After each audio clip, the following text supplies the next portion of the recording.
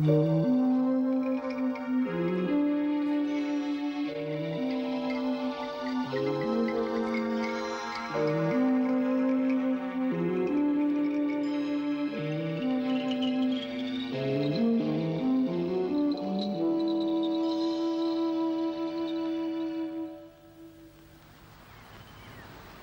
after he left Whingin, Mitchell did find a volcano.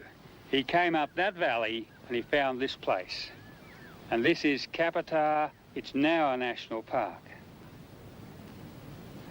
And after Mitchell and his reports, the settlers and the pioneers moved in and they cleared all the country and they developed incredibly rich, important farming areas. But these hills were too rugged. Too rugged to farm, a few cattle ran on them, and that was all. And then a trust took it over because people started to become aware that this was Australia and this was worth saving. It's now a national park. What attracts people to it is its geology. It's got spectacular scenery. That's typical. That's an old volcanic cone where the core of a volcano stuck up and the ash and the soil has eroded away and left that solid plug sticking up in the centre. It's a superb sight. And scattered right through here, there are more of them. The only problem with Kaputar is the problem of any reserve in a situation like this. It's become an island. It's completely surrounded by developed land. A vast plain of development, of farming and roads and orchards and crops, and one little piece of bush left in the middle.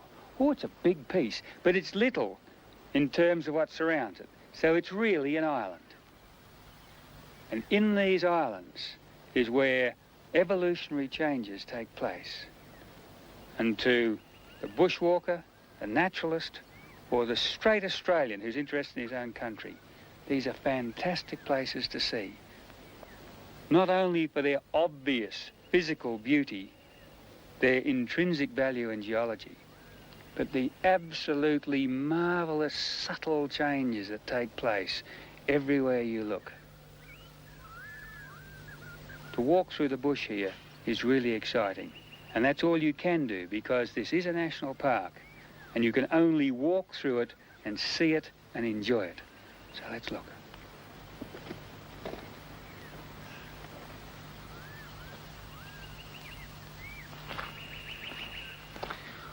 One of the nice things about Kaputar is only one road in it. It was blasted out of the hillside, and that's one of the things that protects it. People can't get here except on the road.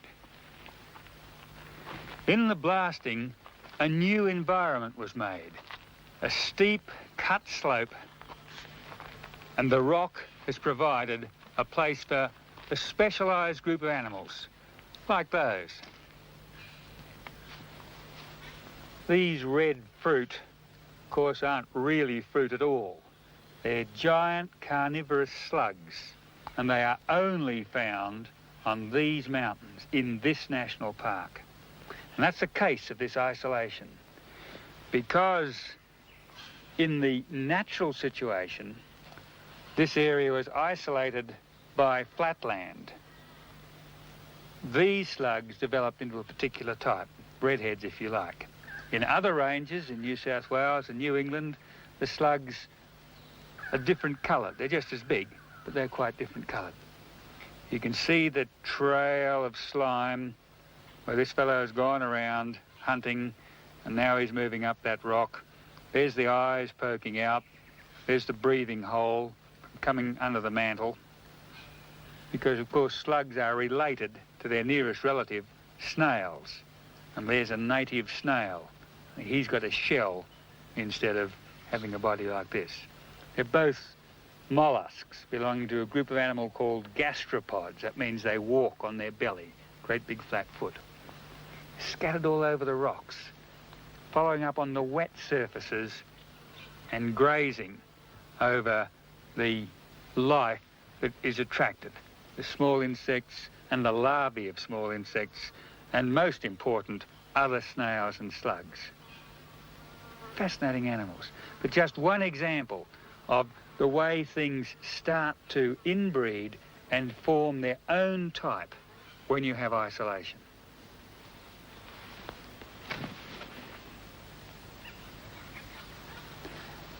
These cliff faces provide a trap for a lot of insects, and as a result, insect eaters live there. And up here, there are some of the really dangerous animals in this country. That hole is the hole of a funnel web spider. And there's a funnel web, and that's the dangerous one. That's the male. You can tell by the palps. He appears to have 10 legs. The front two are the feelers, which are palps. And it's either whether they're long, like this one, which is a male, or short, the female. Now, this spider is more poisonous than most species of Australian snakes, to be very much feared. But you know, Sydney-siders have this strange idea that you only find funnel webs in Sydney. There's one sort that's found in Sydney, but in fact, that group of spiders, which are very closely related to the trapdoors, are found all over Australia. Now, holding him down, I'll fold his legs back. Yeah, they're the fangs, that great, massive jaws of the poison sacs. And now, you can see the fangs on the stick, those little pointy things. You see how long they are. These animals, when they get aggressive, rear up and point those fangs forward and actually jump and strike. And they'll reach about 3 foot high. They're pretty dangerous animals and good things to leave alone. There's an interesting animal, really common on these rock faces. They're millipedes. And what a fantastic way of moving. All of those legs. To me, it's like the oars in a Roman galley, with all the slaves pulling slightly out of order and that wave motion going down. All those legs moving one after the other. Fantastic sight to see. The two in front aren't legs, they're feelers. And that little round head feeds around, and the feelers sense what's there, and they graze on things like plant food, that sort of thing. Very nice animals, millipedes. They protect themselves by that hard armour plate, but also by a stench.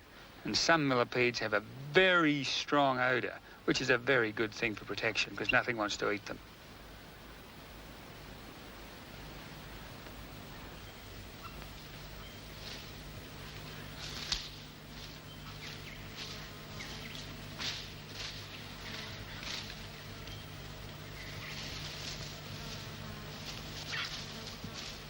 When you walk along these trails in the park, everywhere there's things to be seen.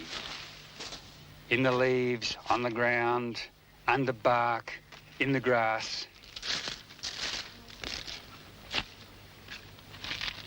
There's somebody watching. A dragon lizard. And a gamet is the group name of them scientifically. But dragon is the name that most people call them by. What a fierce appearance. Big, bulgy eyes, but look closely. He's very worried about my presence. There, he's gone.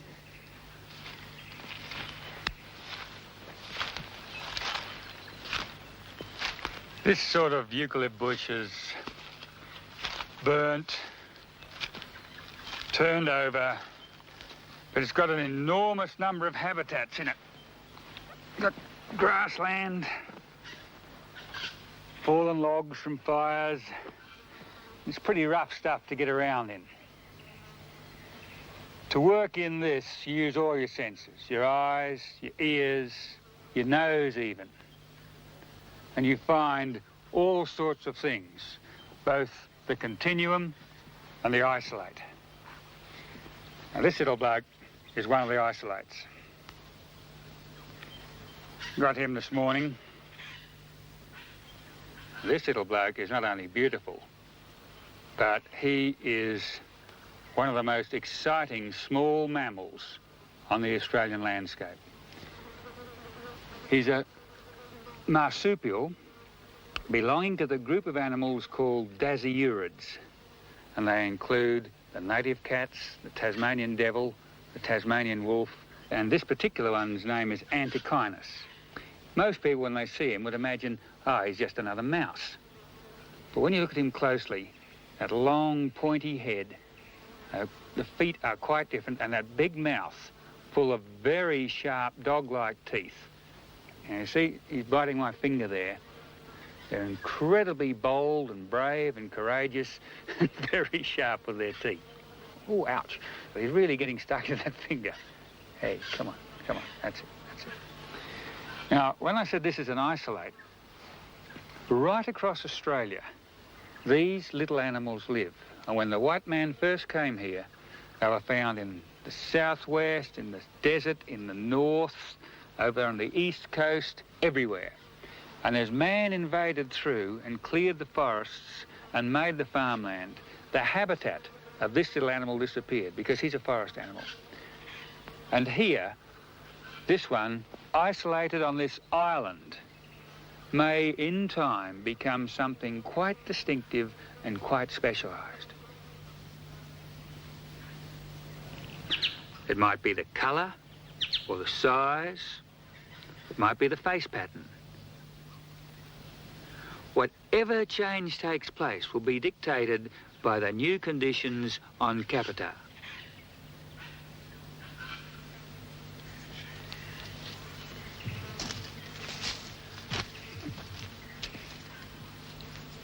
Well, there you go. And quick as a flash, he's up the tree. Very sure-footed animals.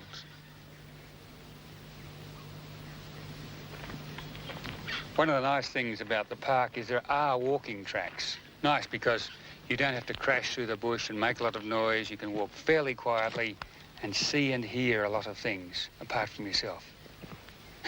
Sometimes you even get frightened because this little fellow looks fierce, but he's not. That's all bluff. And that bright blue and red abdomen is thrust out and the wings are raised up to scare you away. But that's a mountain cricket, and they're quite harmless. Not poisonous, no sting. They rely completely on that bluff of colour.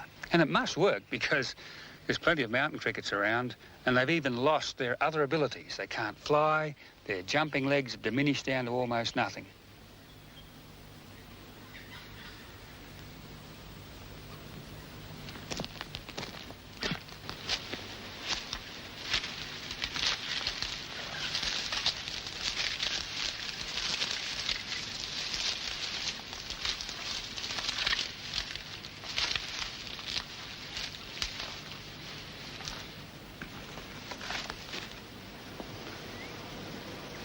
A volcano produces more than lava.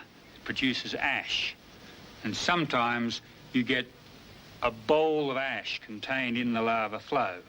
And because it's softer than the hard larval rock, it erodes away and forms these caves.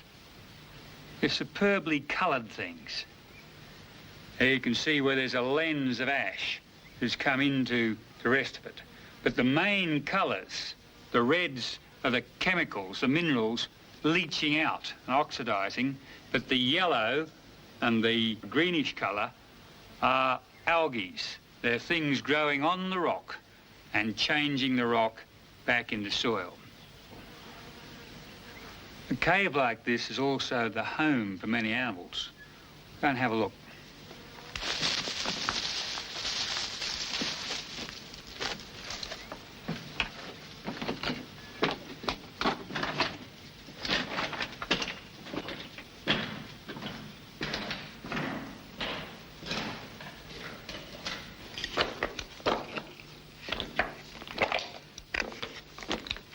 This is a dead cave. No things living in it. Things come here to die or to eat. This is a most peculiar thing. It's the breastbone of a bird. You can tell by the lightness and the hollowness of the bone. But it's an enormous bird. In fact, it's a pelican. And it's been eaten by a fox. And you can see here the teeth marks where the fox's teeth is gone. Both the fox and the pelican are out of place up here. The fox more so than the pelican. The pelican probably got caught, dying of hunger, and came into land somewhere here, perhaps on a little lake, and the fox grabbed him. This animal is a different story. This is a great grey kangaroo who reached his full age, his full prime. You can see he's got his full row of teeth there, a male by that width, and he came in here to die.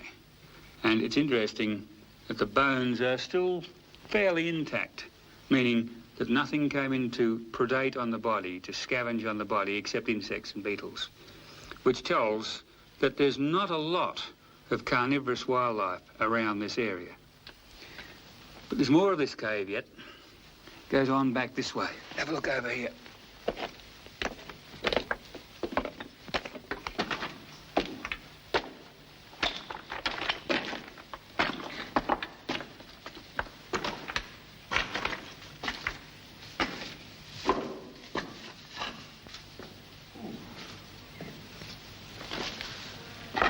Well, there's not much in that cave.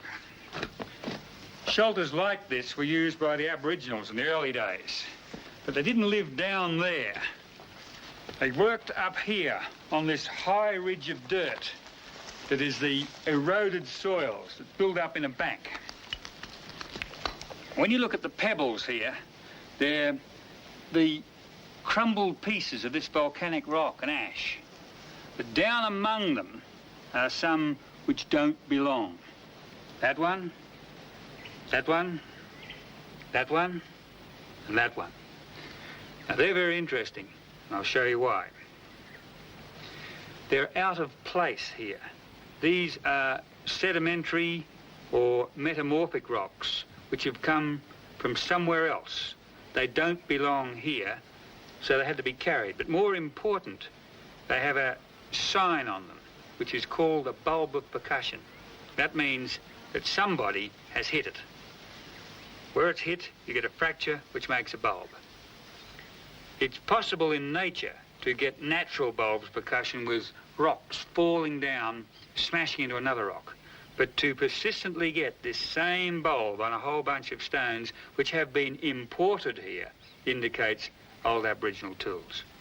The sharp edges were used for cutting, all sorts of things like that.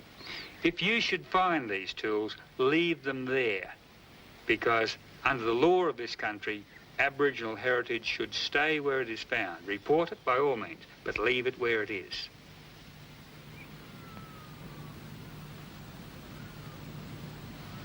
Another fascinating habitat in this country are these rock surfaces. They're gouged and battered by the elements, and they flake off. And where they flake, all sorts of animals find shelter.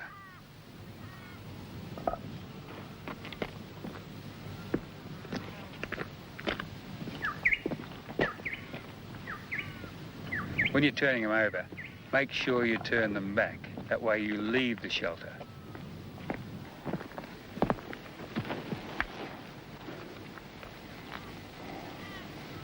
Well, nothing there.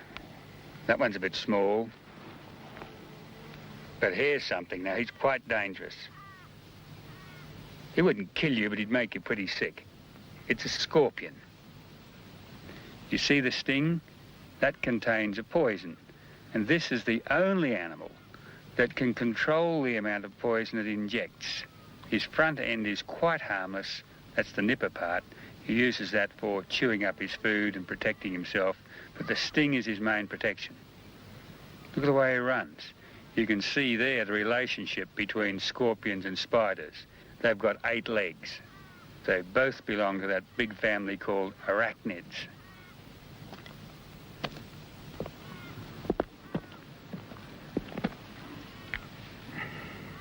You don't find something under every rock. Well, that is unless you look closely. This bloke's actually hanging on under the rock. This is a little gecko called a dotella.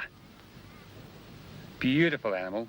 They change colours a little bit, but they're nocturnal. You can see the big eye. Sunlight and being turned up is stressing him a bit, and he's licking his eyeballs as an example of the stress factor.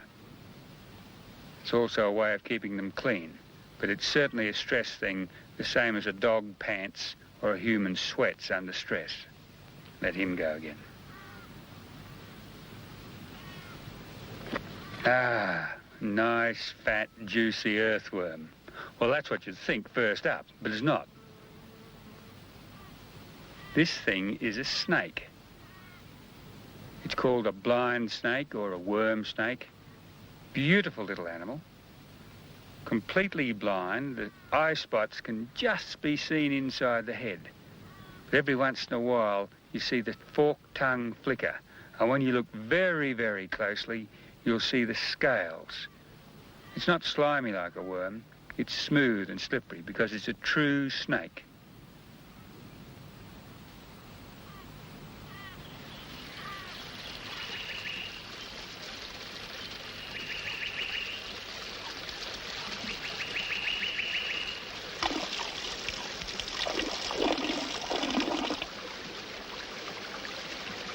When you come to a national park, in fact, any park, the first place the kids are going to head for is the creek.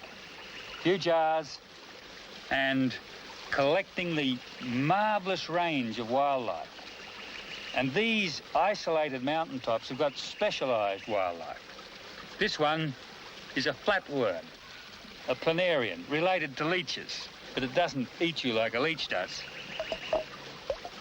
But here's another worm. A most peculiar animal.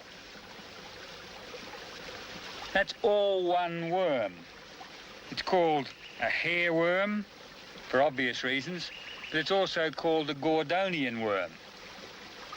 The Gordonian name comes from an old Greek who tied a knot that was so enormous that nobody could ever undo it. It was called the Gordonian knot, just like that, until some hero come along, whipped out his sword and went zap.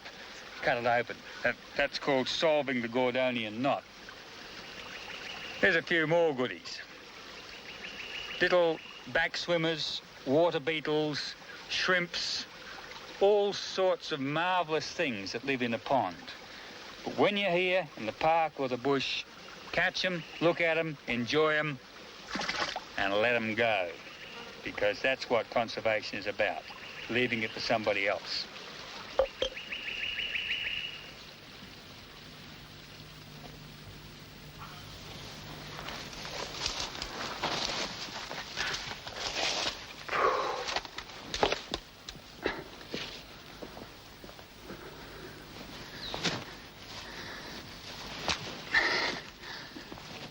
These sort of cliff walls are yet a further habitat. And I was up here a bit earlier. Have a look at this cave, which has got a very interesting group of animals in it. Whew.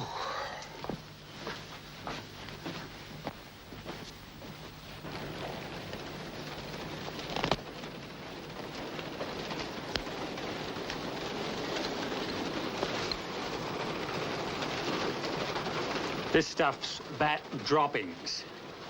There are probably 3,000 bats in this colony. And very likely they live here the whole year around. And over the centuries, this pile of guano is built up. In some parts of the world, it's very important produce. People mine bat guano for fertiliser and things like that. But here it's resource for wonder, not for gardens.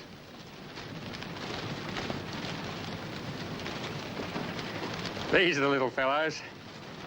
They're a bat called Miniopterus, or a bent-winged bat.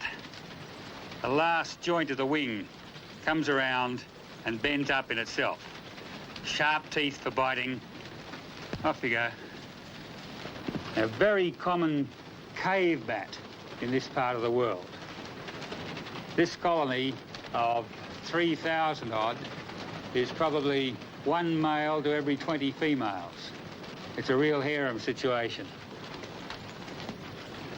Like most of these small bats, they're insectivorous. Here and there in the pile, you can see the wings of moths and things that have been carried in for a final feed.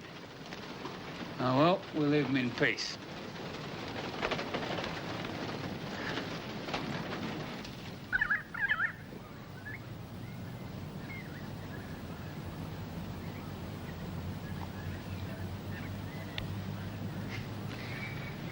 That's how most people see national parks. Birds like those currawongs come in and feed from your hand and, in fact, take your barbecue if you're not careful. Iron barbecues and rubbish bins, the biggest snow gum in the world, signs and notices. But really, national parks are more than that. They're places for the preservation of Australia's heritage. Because really, these parks are pieces of Australia in miniature. And when you restrict any ecosystem, you have to replace the forces that used to work on it with new forces. And in this case, it's man management. And so clearing, control burning, cutting out of weeds, eradication of noxious animals like pigs and cats and foxes and rabbits, and of course vandals, all counts. It's national parks and rangers and people who care and want them to persist that make things like these birds continue to be here tomorrow. These currawongs will still be here then, if we look after it.